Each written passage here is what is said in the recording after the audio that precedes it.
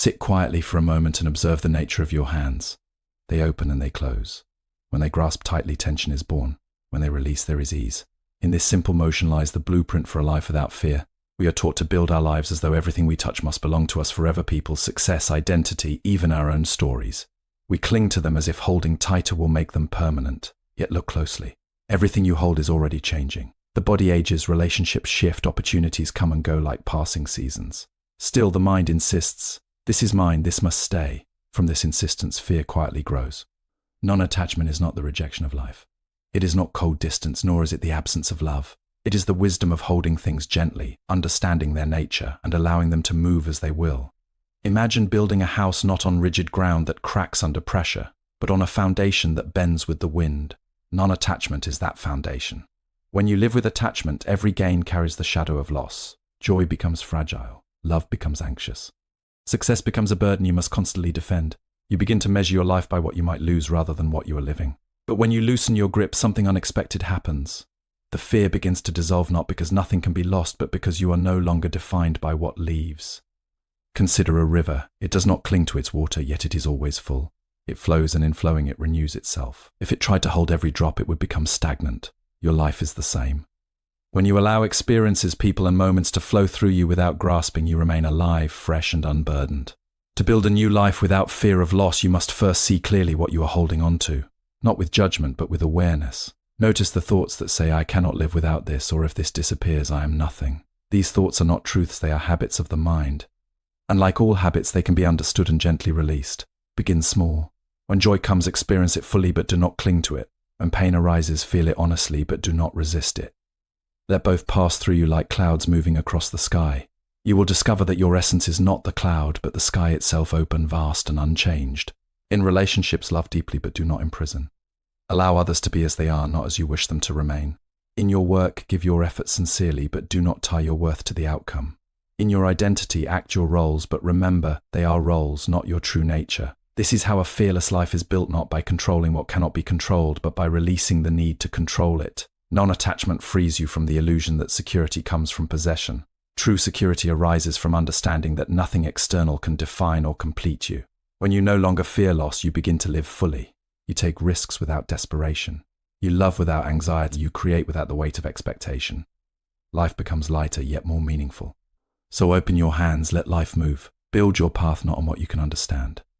In that understanding, fear fades and a quiet strength emerges, one that cannot be shaken because it does not depend on anything that can be taken away. Non-attachment is not rejection, but understanding. It means engaging with life fully while recognizing that everything, people, success, emotions is temporary and naturally changing. Non-attachment is often misunderstood as turning away from life or refusing to care, but in its deepest sense it is the clear understanding of how life actually functions. It begins with seeing that everything we experience, relationships, emotions, possessions, roles, even our own thoughts, is in constant motion. Nothing remains fixed, no matter how much the mind wishes it to stay still. When this truth is seen directly, not just believed intellectually, the grip of clinging naturally begins to loosen. To live with non-attachment is to participate fully in life without building chains around what is experienced. It is like standing in a flowing river and choosing not to grasp the water. The water is not rejected, it is simply allowed to pass. In the same way, moments of joy, success, love, or even pain are not pushed away or held tightly. They are experienced as they are, and then allowed to move on. This does not diminish life, it deepens it, because attention is no longer divided between what is happening and the fear of losing it. Most suffering does not come from life itself, but from resistance to its nature. The mind creates an idea that certain things must remain unchanged for peace to exist. This relationship must never end. This moment of happiness must continue, or this identity must define me forever. But life does not obey such demands. When reality inevitably shifts, the mind experiences shock, loss, and fear. Non-attachment is the gentle correction of this misunderstanding. It is the recognition that peace cannot depend on the unchanging nature of the world. This understanding does not make a person cold or indifferent. In fact, it allows love to become purer. When you are not clinging, you are able to appreciate people and experiences more fully because you are not trying to capture or freeze them. Love becomes a space of freedom rather than possession. You care deeply but without the anxiety of ownership. You are present with others as they are, not as you fear they might change. Known attachment also brings a quiet strength in the face of uncertainty. Life becomes less like a fragile object that must be protected and more like a flowing process that can be trusted. When success comes, there is gratitude without arrogance. When it leaves, there is acceptance without despair. The mind learns to remain steady not because nothing changes, but because change itself is no longer seen as an enemy. Over time, this way of being reshapes how a person lives every moment. Decisions are made with clarity rather than fear. Relationships are entered with openness rather than expectation. Even silence becomes more comfortable because there is no constant grasping for something to fill it. A deep sense of ease begins to grow, not dependent on external conditions but arising from within. In this understanding, known attachment is not something forced upon life, it is the natural intelligence of seeing life clearly. When the illusion of permanence fades, what remains is a more honest, spacious, and peaceful way of living, one where nothing is held too tightly and nothing is feared when it changes. Clinging creates fear and suffering when we hold too tightly to things. We develop anxiety about losing them, which makes joy fragile and life emotionally heavy. When the mind builds a life, it often builds it as if it were constructing something permanent out of temporary materials. It gathers experiences, people, achievements, and identities and tries to bind them together as if they could resist change. Yet beneath all appearances, life is movement. Nothing stays still, not the body, not emotions, not circumstances, not even thoughts. Non-attachment begins with seeing this movement clearly and learning to live in harmony with it rather than in resistance to it. In ordinary experience, attachment feels like safety. The mind believes that if it holds tightly enough, it can preserve what it values. But this holding is the very source of inner tension. The tighter the grip, the more fragile everything becomes. A relationship becomes burdened with expectation. A success becomes something to protect rather than enjoy. Even peace becomes unstable when it depends on external conditions remaining fixed. What was meant to bring comfort begins to produce fear of change. Non-attachment does not mean withdrawing from life or refusing to care. It is the shift from possession to participation. Instead of trying to own experiences, you begin to live them. Instead of trying to freeze moments, you allow them to unfold. This subtle change transforms how everything is experienced. Joy becomes more vivid because it is not being mentally stored or guarded. Pain becomes more manageable because it is not being resisted or prolonged by fear. A useful way to understand this is to observe how the sky relates to clouds. Clouds appear, take shape, change, and disappear. Yet the sky is not disturbed by their movement. It does not cling to one form or reject another. It simply holds space for all of them. In the same way, known attachment is the recognition that your deeper awareness is not the passing content of life, but the space in which all of it arises and fades. When this understanding deepens, fear begins to lose its foundation. Fear depends on the belief that something must be permanently secured. But when it is seen that nothing in experience is permanent, the urgency to secure everything dissolves. This does not lead to carelessness, instead it leads to clarity. Actions are still taken, responsibilities are still honored, and love is still expressed, but without the heavy burden of trying to control outcomes. In relationships, this means allowing others to be free rather than holding them within expectations. In work, it means giving effort fully without tying self-worth to results. In personal identity, it means recognizing that roles and labels are useful but not absolute truths. Life continues to function, but the inner pressure to maintain everything exactly as it is begins to soften. With this softening comes a deeper kind of strength. It is not the strength of control, but the strength of adaptability. Like a tree that bends in the wind rather than breaking, the mind becomes flexible in the face of change. Loss still occurs, but it no longer defines one's entire sense of being. Gain still happens, but it does not create dependence. Over time, known attachment reveals a more spacious way of living. Experiences are no longer divided into things to cling to and things to avoid. Everything becomes part of a continuous flow. In that flow, life is not diminished, it is understood more clearly, lived more fully, and carried with less fear. True stability comes from letting go, not control. Security does not come from possessing or controlling outcomes, but from releasing the need to control what is naturally impermanent. To understand known attachment more deeply, it is important to see how the mind constructs its sense of security. The mind does not naturally rest in the present moment, it builds layers of memory and expectation, and then tries to protect those layers as if they were the foundation of identity itself. What I had, what I achieved, who I was with, and what I will become, all of these become mental anchors. Yet life does not recognize these anchors. It continues to move regardless of how tightly the mind holds on. Non-attachment begins when a person starts observing this mismatch between inner desire for permanence and outer reality of change. At first, this observation can feel uncomfortable because it exposes how much energy is spent trying to maintain what cannot be maintained. But with continued awareness, something important becomes clear. What is truly stable was never the objects of attachment, but the awareness in which all experiences appear. Most people experience life as a series of gains and losses. When something pleasant arises, there is grasping. When something unpleasant arises, there is resistance. Both movements create disturbance. Non-attachment introduces a different way of relating. Instead of grasping or resisting, there is witnessing. Experiences are allowed to arise fully without interference from the constant demand that they should be different or permanent. This does not reduce the intensity of life, it refines it. When there is less mental interference, each moment becomes more direct. Conversation is simply a conversation, not something to be preserved forever. A moment of happiness is fully experienced without the background fear that it might end. Even difficulty becomes clearer because it is not being multiplied by resistance or denial. In this clarity, life feels more honest. One of the deepest misunderstandings about attachment is the belief that letting go means losing meaning. In reality, meaning becomes more alive when it is not forced to last forever. A flower is beautiful precisely because it blooms and fades. If it were artificial and permanent, its beauty would lose its depth. In the same way, human experiences gain depth from their impermanence. Non-attachment allows this impermanence to be seen without sorrow. When a person begins to live without clinging, fear starts to lose its control. Fear depends on the idea that something essential must be preserved at all costs. But when it is understood that nothing external can be permanently secured, fear no longer has a stable foundation. What replaces it is not emptiness but presence.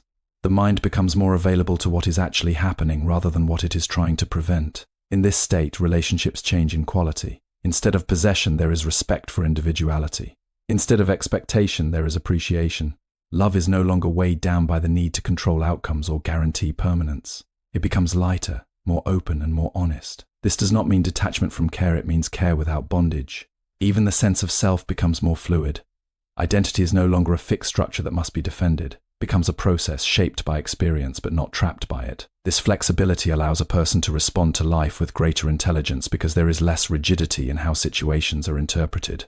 Non-attachment, then, is not a philosophy of withdrawal but a way of seeing clearly. It reveals that peace was never dependent on holding everything together. Instead, peace emerges when the need to hold everything together is no longer necessary. Life flows like a river, not a fixed object. Just as a river stays alive by flowing, humans stay mentally and emotionally healthy by allowing experiences to pass without grasping them.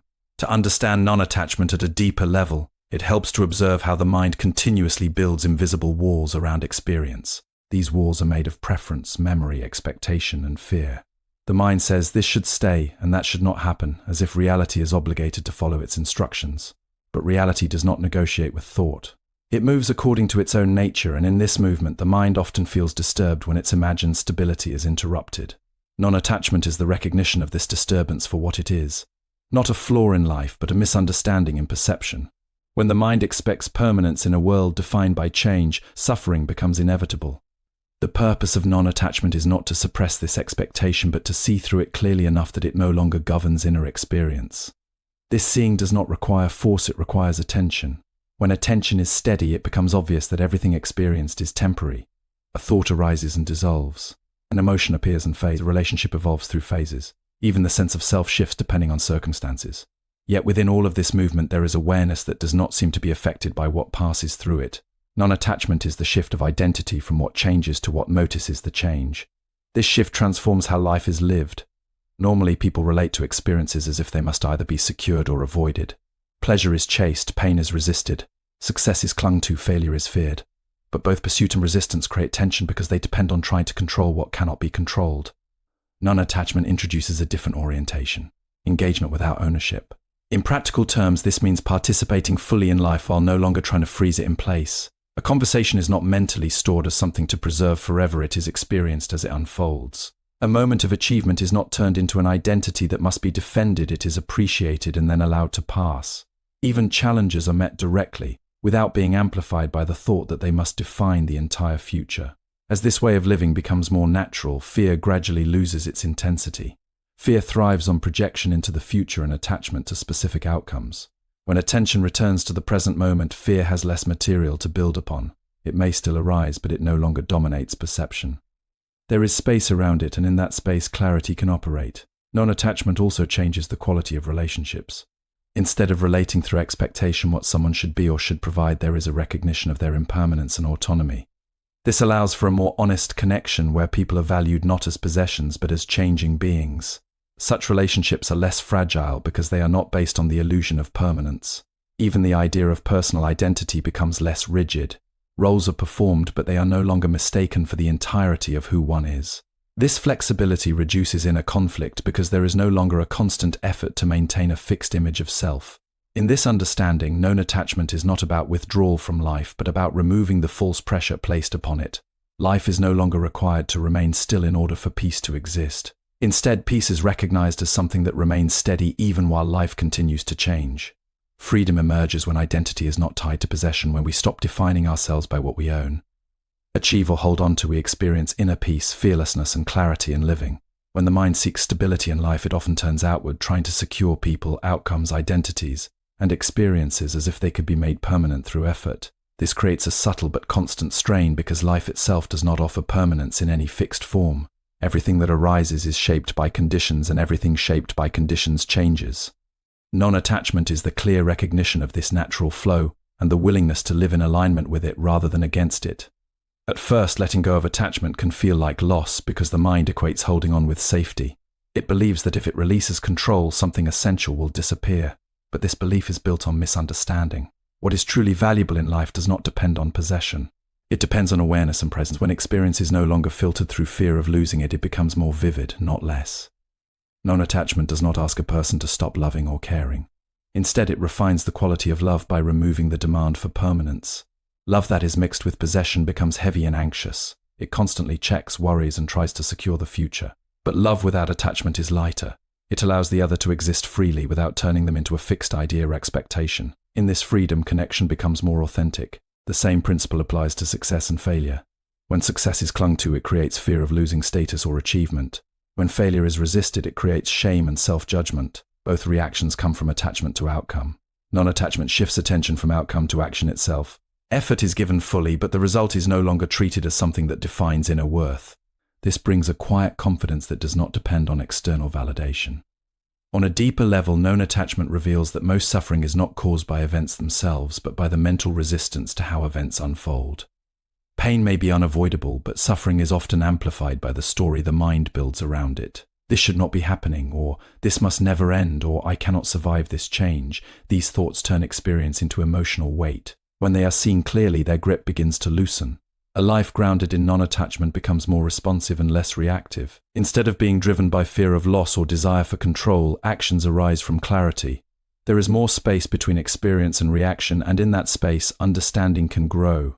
This does not mean life becomes passive, rather, it becomes more precise because decisions are not clouded by compulsive grasping. Even the sense of self begins to soften. Instead of a fixed identity that must be protected, there is an awareness that identity is fluid, shaped by changing conditions. This reduces inner conflict because there is less need to defend a rigid image of who one is supposed to be. In this way, non-attachment is not an escape from life, but a deeper entry into it. It removes the illusion that peace depends on controlling what is inherently uncontrollable.